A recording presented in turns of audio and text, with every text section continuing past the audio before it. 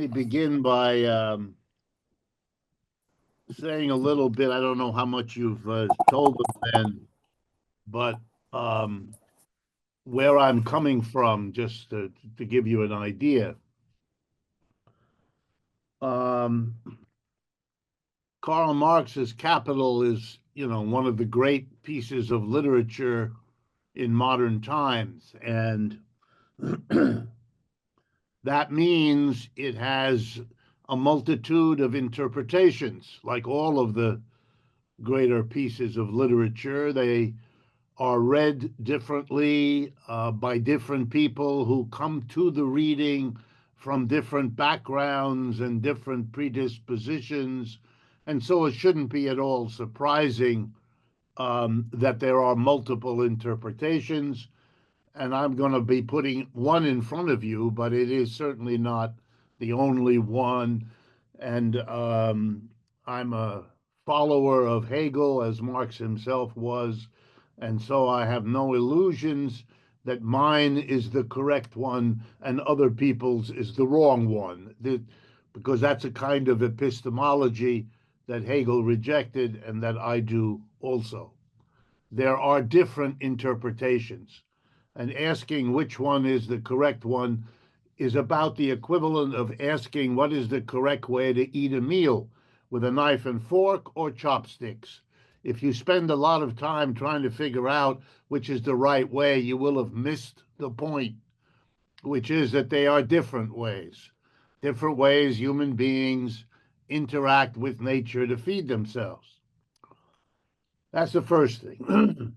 The second thing that has to be said before we jump in is that the proliferation of interpretations of what Marx is doing have differed, at least in two ways. There are more, but I'm going to focus on two. Number one, what's called in the United States disciplinarity, this peculiar phenomena of the last 2 or 3 centuries in which human beings have widely felt it's necessary to subdivide the world of knowledge into carefully disciplined, that's why it's disciplinarian, disciplined boundaries. Economics is over there, history is over there, literature is over there. Most of the human race, in the history of the human race, has not operated with such disciplinary boundaries. It is my fervent wish that those will disappear with no more notification than they arrived with. But in any case, I am an economist. And what that means is I have been trained in economics in my graduate school, and I've been a professor of economics all my adult life.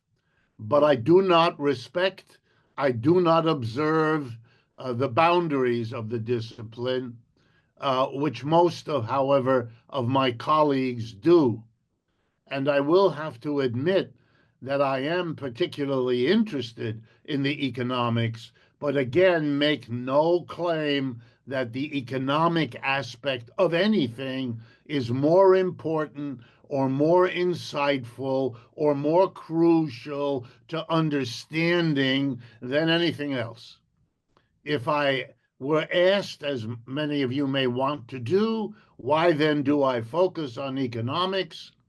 The answer is because the culture in which I grew up does the opposite, neglects it, denies it, or turns it into make believe on a scale that is so offensive to me that I decided I better learn the economics, because otherwise, this pretend ignorance coupled with nonsense will just bother me all my life.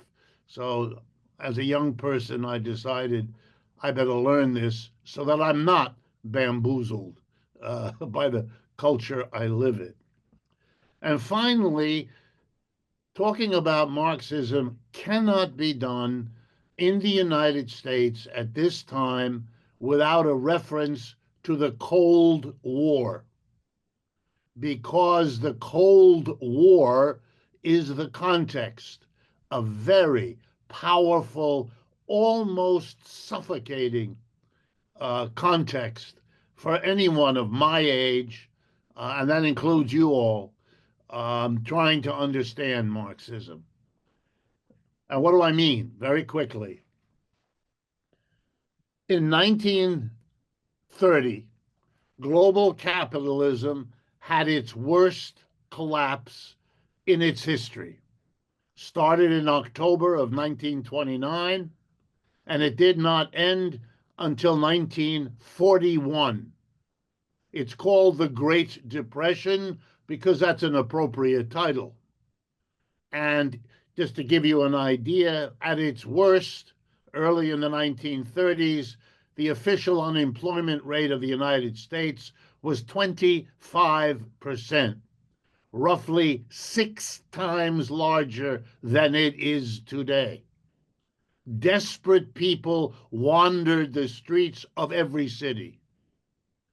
Union Square here in New York City, was the scene of demonstrations of angry, bitter, hungry, working class people every day for years. 1 out of 4 families had an unemployed person.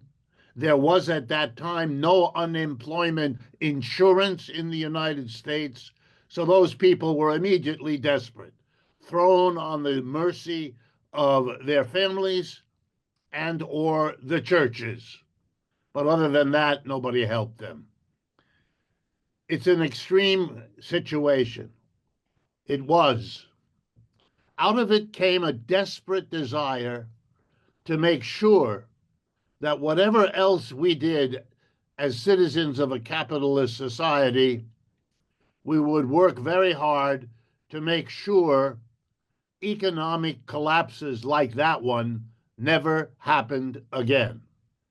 Indeed, the whole history of capitalism is a desperate, and I underline the word desperate, effort to stop having the instability that dogs this system.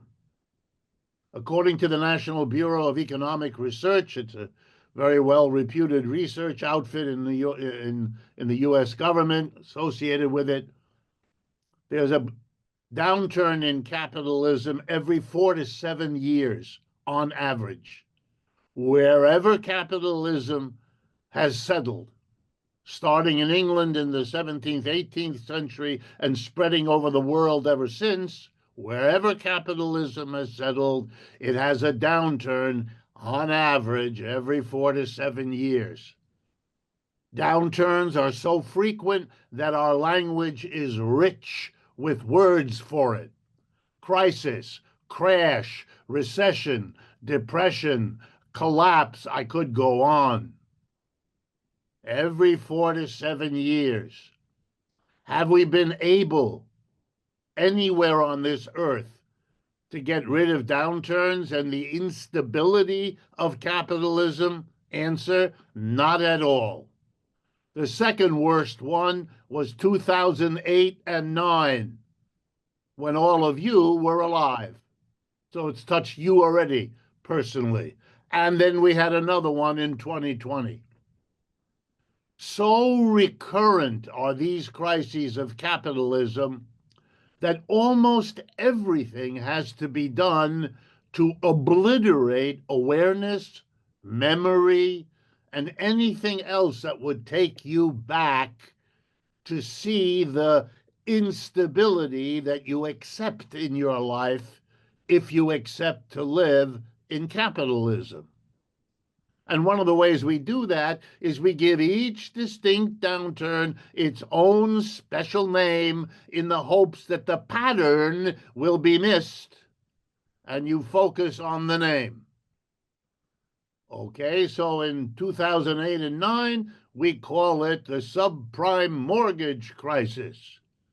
Back in the year 2000, we had another one. It was then called the dot-com crisis. And the most recent one in 2020 was given the name COVID crisis. You can see the pattern. In the universities, last point, And I'm a product of the American. I was born in the United States. I've lived here all my life. I've been a professor of economics all my adult life. I teach now at something called the New School University here in New York City, where I am. My education was at Harvard, Stanford, and Yale. I'm a bit of a poster boy for elite education in this country.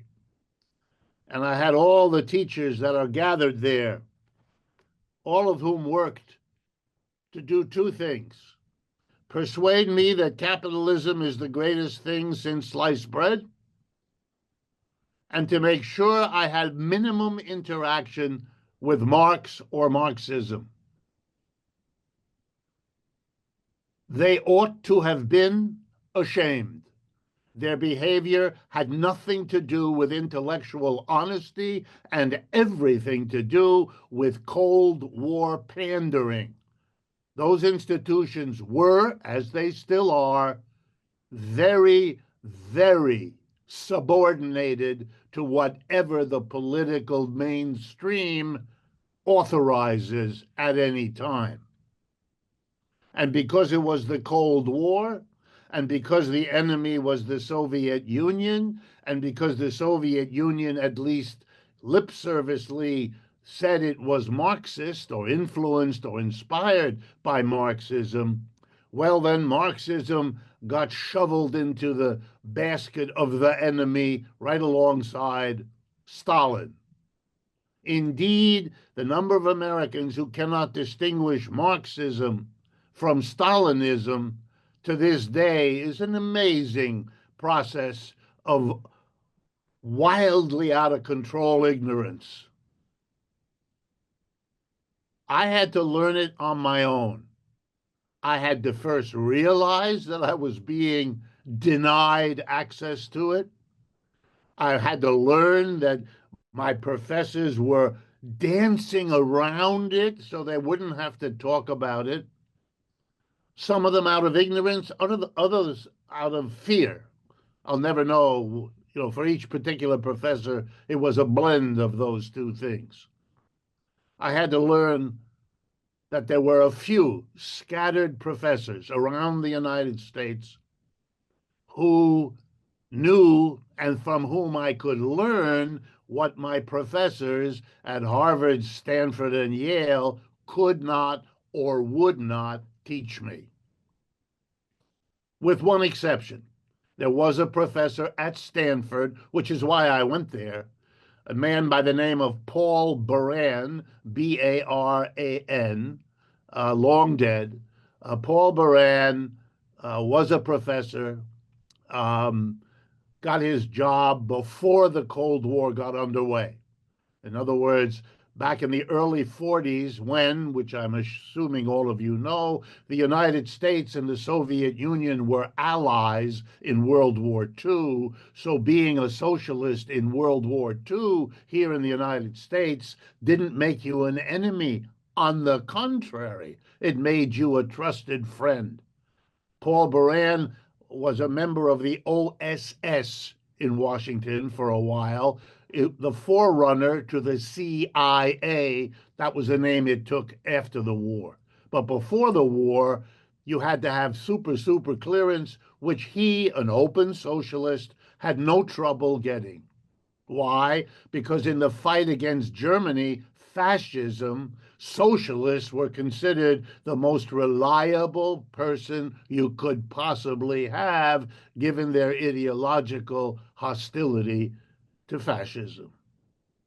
So and I went to study with Paul Baran. I had about a year. He had a massive heart attack, died, and I left Stanford because believe me, to go to Stanford for a good professor makes sense. To stay in Stanford without such a professor makes no sense. Didn't then, doesn't now. It is a right wing institution, top to bottom, capped at the top by an institution known as the Hoover Institute. And if you want to see what right wing thinking is, go there, you will. Sorry for all the preliminaries, but it's necessary. Okay. What did Marx do in general? Then what did he do in this book? And then what did he do in chapter 25, section 5, which is what Ben indicated I should focus on. Okay. First, the book has nothing to do with socialism or communism. There were no such things, basically, when Marx wrote this stuff. There were tiny little groups of people who called themselves socialists, not many, and in many countries, not any, and ditto for communists. But it didn't mean much to most people because they weren't familiar with it. It had no history. It wasn't anything that many people knew about. And Marx didn't write about it. Okay? He began to see that his own thinking bore some relationship to what these few other little groups were talking about. For him, they were valuable because they had accumulated a certain kind of thinking, a certain way of looking at the world. But for Marx, the crucial issue was capitalism, how to understand this system. But he didn't approach it in some general academic way. Can I understand it? A grandiose project larger than anybody anyway. No. He came with a very particular agenda, which, by the way, is screaming at us across chapter 25, section 5. What is this? Marx is born in 1818. That means he's born into a Europe that is exploding with excitement because it has just crawled out from under 1,000 years of feudalism, of a social system in which all production, here comes my economics, all production of goods and services was organized in a particular, rather peculiar way. A small group of people known as lords, lord. The reason we call whatever it is we think exists up there in the sky Lord is because of what I'm telling you about. The Lord, viewed as the master of us all, is what the lords were in feudalism. They were masters of what? Of a village, of a group of villages, of a manor, which is literally the word they used for the land that they presided over. They were the elite. They were the rulers. They had all the power. Underneath them was a mass of people who farmed the land, raised the animals, the crops, made the products, were the artists. These people were uniformly called serfs, S-E-R-F. I'm sure you've heard of all of this. The serfs occupied the land over which the Lord presided. For most of European history, and feudalism existed in Europe for these 1,000 years, roughly from the end of the Roman Empire up until the Renaissance. Different people make the dates different, but it's roughly 1,000 years. Feudalism has also existed in other parts of the world, and it exists today. But in Europe at the time, it was the dominant social system of production. But it had in it the seeds of its own destruction. By the way, that's a notion that Marx is famous for because, as you'll see, he saw it in every social system of production. Slavery, the ancient village, feudalism, capitalism, all contain within them the seeds of their own destruction. They do not pass because some other system comes along and gets rid of them. They That can happen. You can have another system come and bite you, but the long story of your dissolution is an internal contradictions exploding you. For example, the Soviet Union came to an end by imploding on itself. No one invaded Russia and overthrew it. In fact, this allows me a footnote. Invading Russia turns out to be one of the great stupid ideas of modern society. Napoleon did it and got his ass handed to him. Hitler did it and got his ass handed to him. And if you watch what's going on in Ukraine today, you're watching the same process. Why anyone in their right mind would participate in invading Russia, given its history, you've got to explain to me, because I can't. Marx got caught up in the great French Revolution of 1789, because that was the apocryphal event. That was the final collapse of feudalism in France. 1789, closely associated with the revolution in the United States, which was different. It was an independence effort against George III in England. But interestingly, the revolutionaries here didn't want feudalism either. So they didn't replace King George III with King George Washington I. They didn't do that. They made a republic. They got rid of the monarchy. They would not allow feudalism to develop here. No lords, no serfs. Marx is the generation of young European intellectuals, which he was. He was the son of educated people. He was university educated at a time when not more than 1 or 2% of the population in any European country did that. So he's an unusual person, middle class, we would call him now, highly educated. So he was caught up in the romance of the French Revolution, the notion of a new world being born, of the end of 1,000 years of medieval society and the opening up of a new world.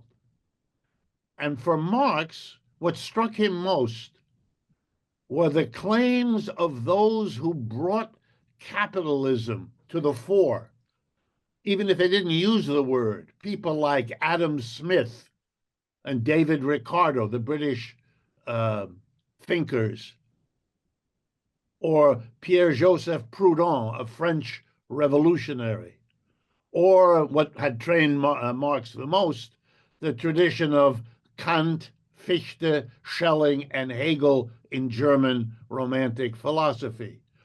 All of these came together to say, I am part of a new world. That was the way Marx thought.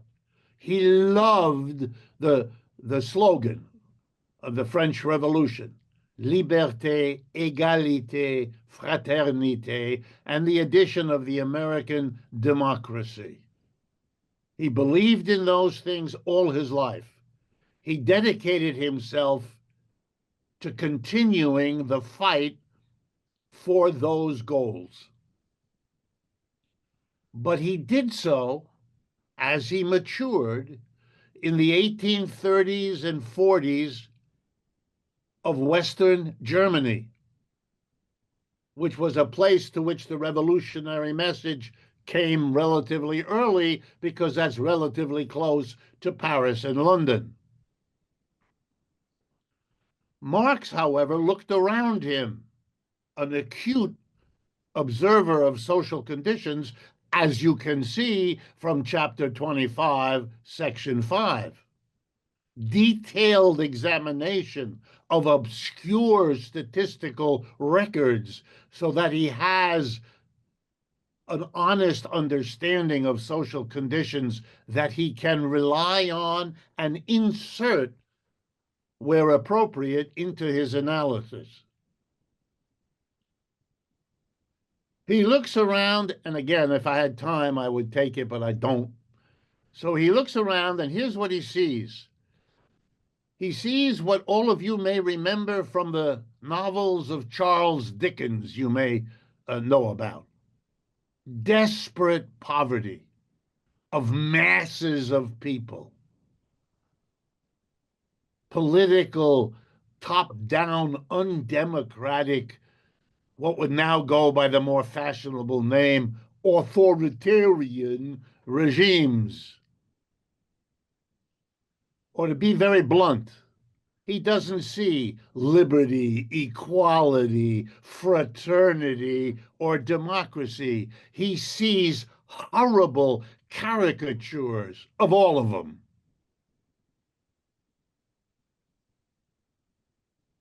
Think about what you just read about the conditions in Ireland or the conditions in England. Just in the few pages of section 5 of chapter 25 of volume 1. That's what Marx saw. That's what Dickens saw.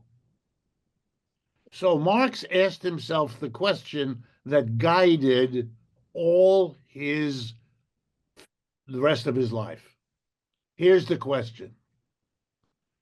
Capitalism took over and pushed aside a dying feudalism.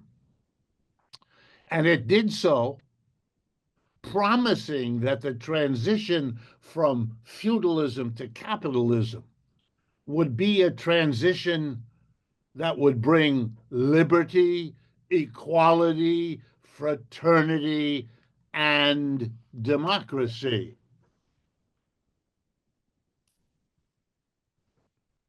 But he looked around and he drew the conclusion that it hadn't done so, that capitalism had failed to deliver on its promises.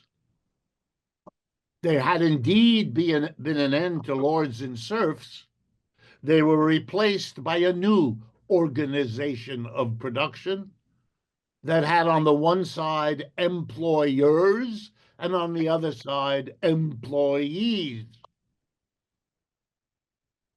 But it didn't have liberty, equality, fraternity, and democracy, or any sign that they were on the way. They didn't when Marx was alive, and they don't now either. Which is a clue to why people like me find this work interesting and important. Marx then undertook to analyze capitalism in order to answer that question. Why did capitalism fail to deliver on its promises? He didn't question the sincerity of the people who brought capitalism in, who thought it would bring all these wonderful social improvements. He believed in them. He was persuaded by them. These were indeed the goals. Did something external to capitalism block it from delivering on its promise? No, said Marx. The seeds for that failure were internal to capitalism. Or to say the same thing more bluntly, capitalism is the cause of its own failure to deliver liberty, equality, fraternity, and democracy. One last way to put it. When the slaves in various parts of the world where slavery was the economic system, where you had masters and slaves, when they made their fight, for example, in Europe, to break out of the slave system, which eventually they succeeded in doing, they also were looking for freedom, equality, and so on. They broke out of the slave system of Rome. They got feudalism. Did they succeed? No. They made progress. They were no longer the property of other people, slaves, the property of their owners. That was gone. They made progress. But it turned out they needed another revolution, not just to go from slavery to feudalism, but from feudalism to capitalism. Marx's work leads to a parallel conclusion. You want liberty, equality, fraternity, and democracy, you're gonna have to get rid of capitalism because that's your number one object and blockage.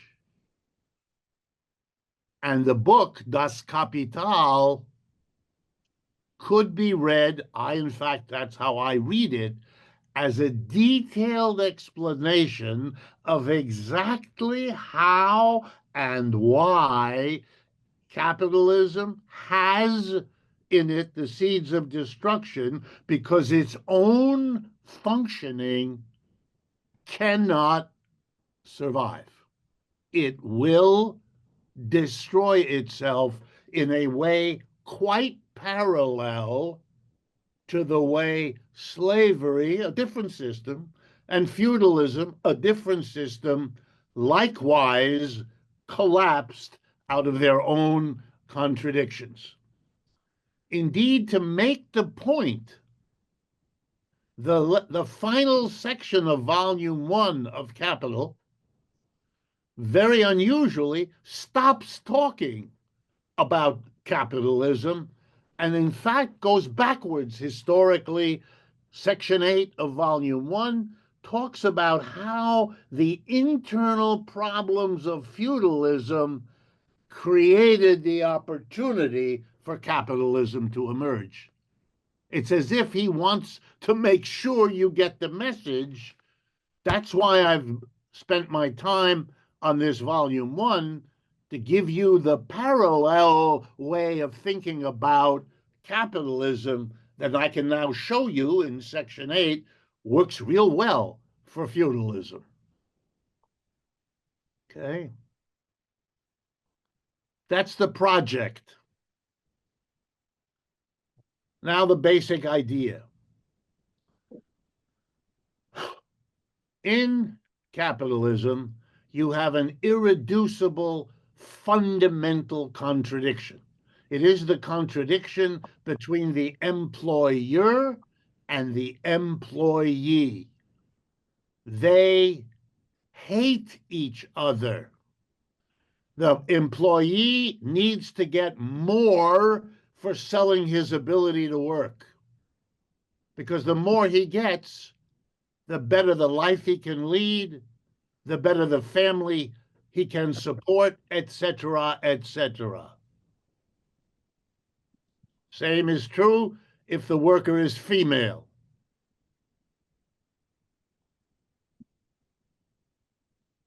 The capitalist buys the ability to work of the worker.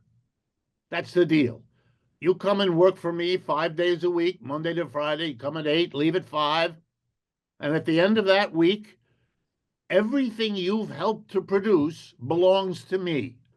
You have no rights to, no ownership of whatever you've poured your brains and muscles into. I take it from you. You can't touch it.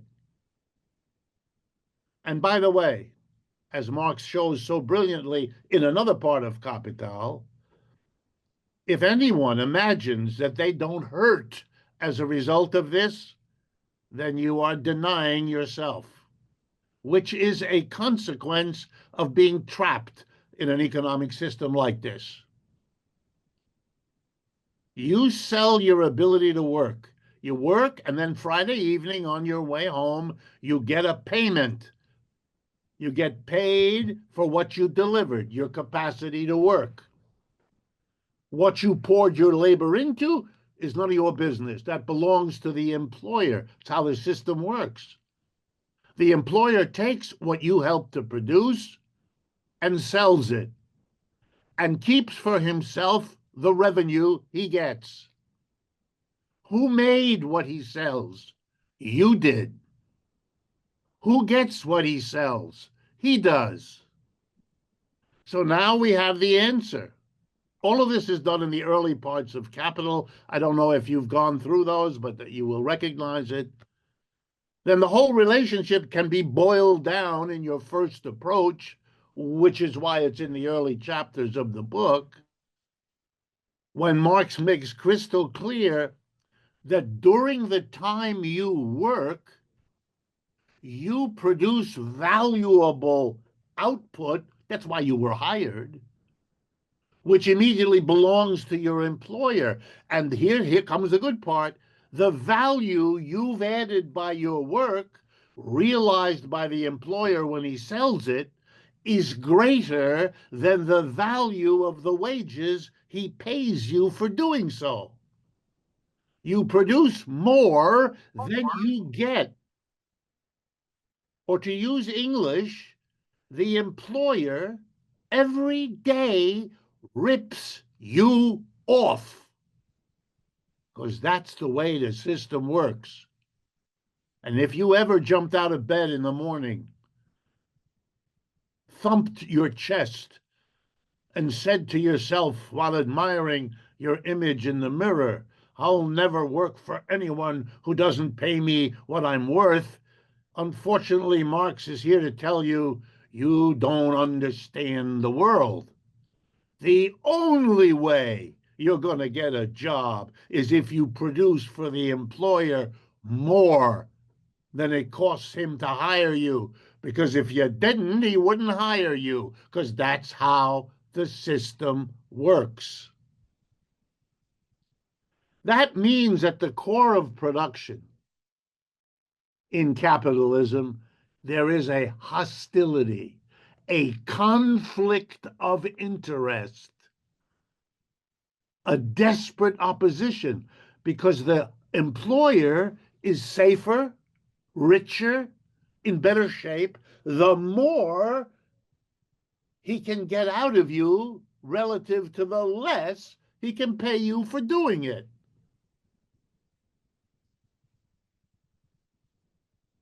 We just saw an election of Mr. Trump in which millions of Americans who noticed or feared that an immigrant coming in would take their job because the employer could underpay the immigrant, especially if they're undocumented. Oh boy, then you can threaten them with ICE, get them to work for next to nothing. You lose your job.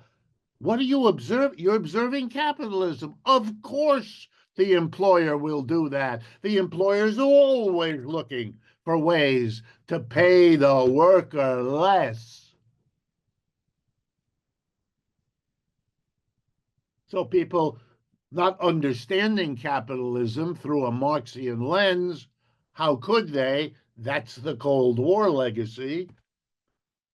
They get angry not at a system that works this way, but at the immigrant. Sad, but an opportunity for demagogue. Oh boy, let's go after the immigrants.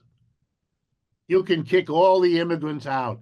The capitalism that keeps driving your wages down, that was here before the immigrants, and that'll be here after them, because that's not the problem, is it?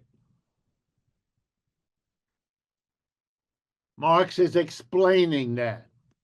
Footnote: during the 19th century, much of it, especially once you have the so-called potato famine in Ireland in the middle of the century, Ireland becomes what Mexico has been to the United States, a vast mass of the Irish people starving to death because of the way the British, who owned that place at that time, handled it,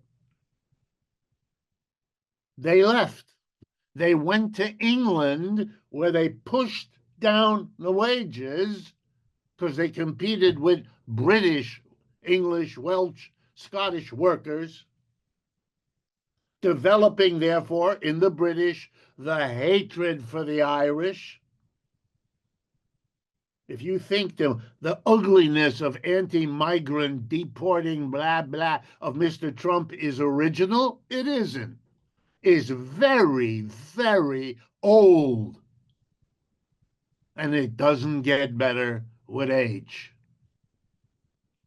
It's part of capitalism. It's always looking for where can it get cheap labor so it can pay less than it's paying now to whoever it's got. Very old, all over the place, a constant of capitalism because it's part of the way it's organized.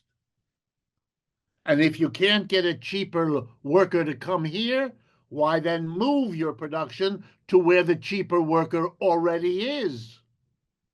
The last 40 years, American manufacturing is gone, all moved to China, India, Vietnam, Indonesia, Brazil, and all the other places you will find on the label of whatever shirt you're wearing. You know. And if the capitalist can't save on labor costs by bringing cheap workers here, and if he can't do it by moving the production over there, he has a third way. It's called automation. It's going and getting a machine that will do the work of a human being, throwing that worker out of work. So to survive, that worker has to offer to do the job somewhere else for less money. That's why you're not working in a factory anymore. You're looking at a lifetime of being a greeter at Walmart and getting paid the pittance that they do. One of the contradictions Marx loves to locate is this. If every capitalist, which he shows everyone does, is constantly looking to, quote, economize on labor costs by moving abroad the production, bringing cheaper workers here, automating workers out of their jobs altogether. If they're doing that, here comes a problem, an internal contradiction. Who buys all the shit that capitalists produce? The working class. They're the vast majority. The capitalist wants more profit by pressing down what he pays to the worker. But if you press down what you pay to the worker can't buy what you are producing, you stupid human being. You're caught in a contradiction. Your profit goes up if you press your wages of your workers down, but then your profit goes down because you can't sell what it is you got that underpaid worker to produce for you.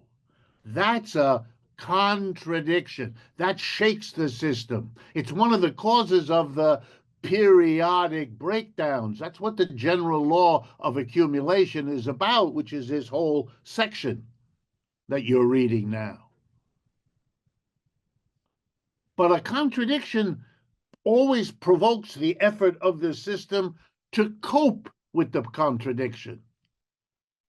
And however they come to cope engenders another contradiction. That logic, that way of seeing it, that's Hegel. That's Marx's debt to his philosophy teacher. Thesis, counter-thesis, synthesis, which is a self, then the next thesis, which provokes a counter. This way of understanding movement is now located right in the guts of capitalism. Here's one way that what Americans to this day have tried to cope with that contradiction. It's called consumer debt. It's your credit card. because it allows you to buy even though you don't get the wages that would enable you to afford paying for it. The system is going to put you in hock for the future. And in that way, it can sell what it produces, pay you less, and you have to pay by a credit card. That's why all of you, unless you're unusual, come from families which, unless they are unusual, are up to their eyeballs. Mortgage debt to own a home, automobile debt to have a car, consumer debt with a credit card, and now the new debt of the last 30 years, student debt, all of which are in the trillions of dollars in this country. We could not survive 10 minutes without that. This system is now a debt-ridden capitalism. That's how it has solved its contradictions. But that, of course, sets up a new one. Namely, you are riddled with anxiety about that debt. That debt also means that if there's a problem in one corner of our economy, it immediately, like a cancer, metastasizes everywhere else because we're linked to one another by debt. I have to pay my debts, or else the bank doesn't have the money with which it needs to lend to that business over there. I mean, we are hooked on one another. We are interdependent so desperately that we need ideologies like libertarianism so we can pretend not to be as enmeshed in a dying system as we are. Now, the last point. I'm sorry I've taken so long. Ben will be sorry that he asked me, but it's not his fault, it's mine. He told me not to take this long, and I'm doing it anyway. That's because, as I hope you can tell, I am invested in this business. I like it. I've learned more than anything else, and this is what I teach. Okay. Last point. What the point is of Section 25, Chapter 25, Section 5. The point in my reading is summarized by a remark that Marx makes somewhere else in Volume 1. I don't remember right now where, which is this: capitalism has always proved itself to be an engine of growth of wealth, an engine of wealth production.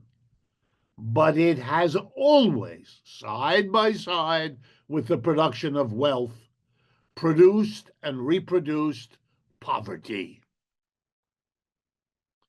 That's what he wants you to see. The heyday of British capitalist growth, the 19th century. It's the heyday of Britain as a society. It's a heyday of Britain's ability to have a global empire.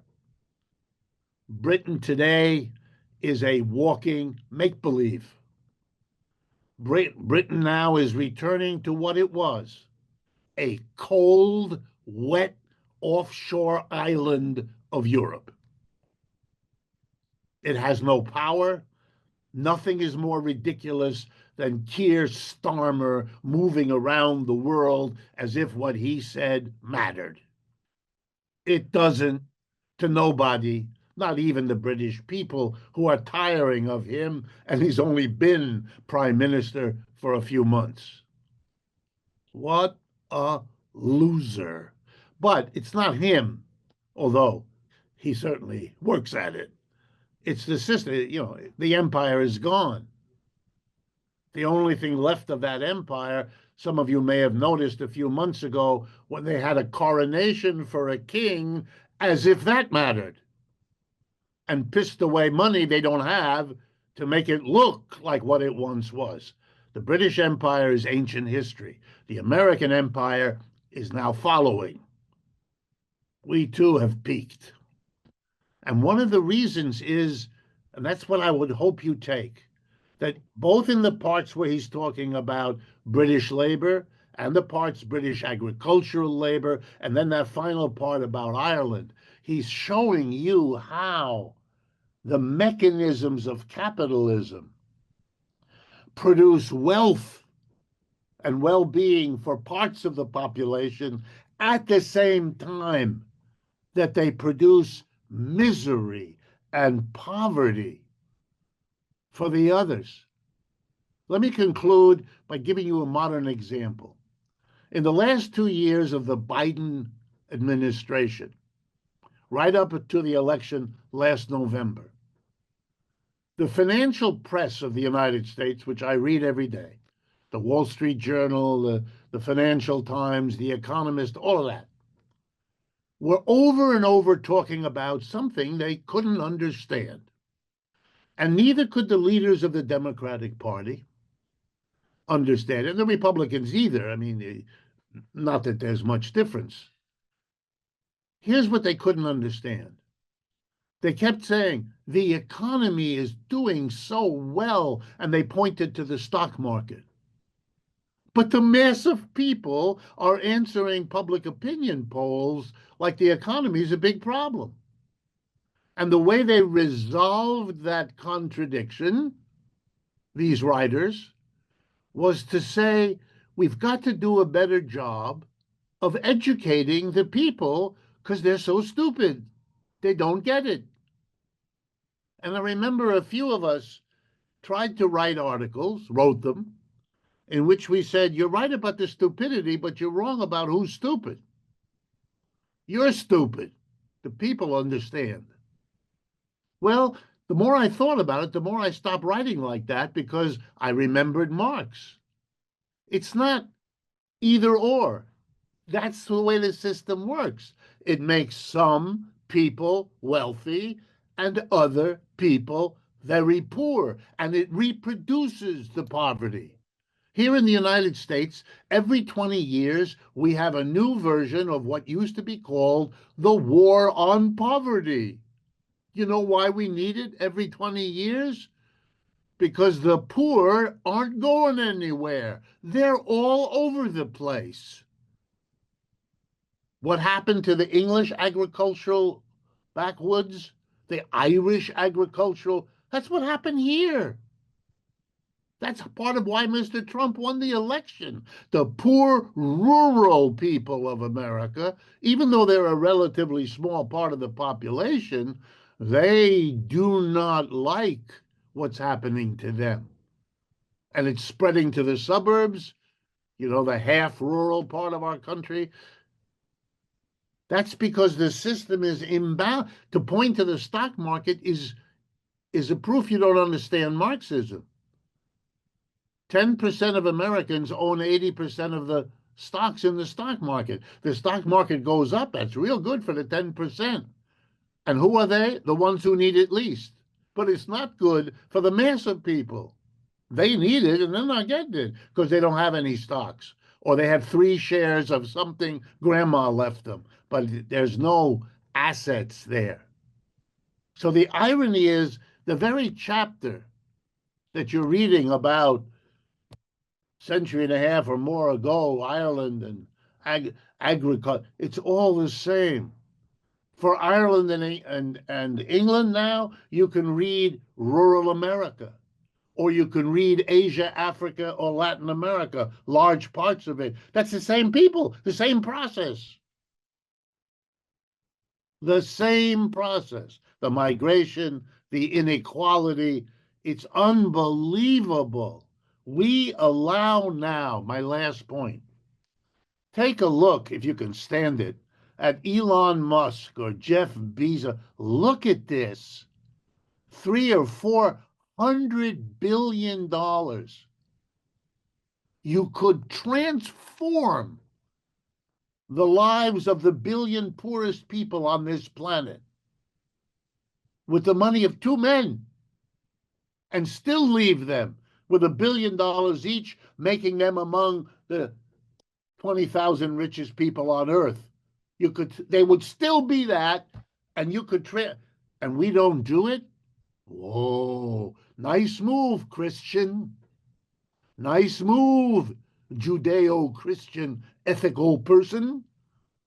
Nice move that you don't even think about it, let alone do something about it. Marx, last point. Look at the writing. You've just read a section.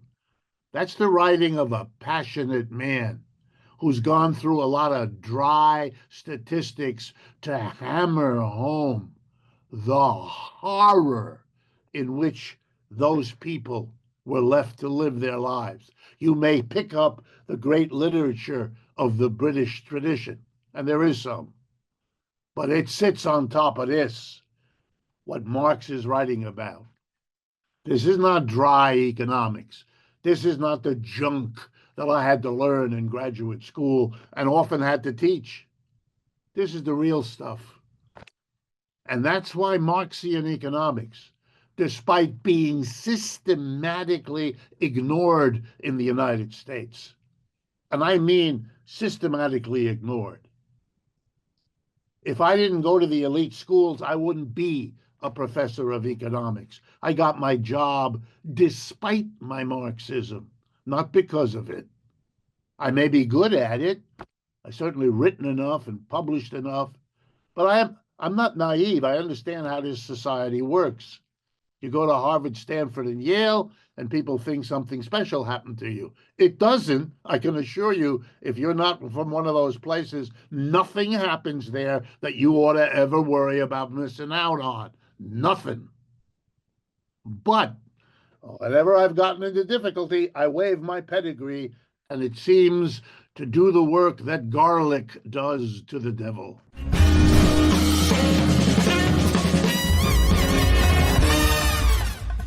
You have been watching free public content from Give Them an Argument.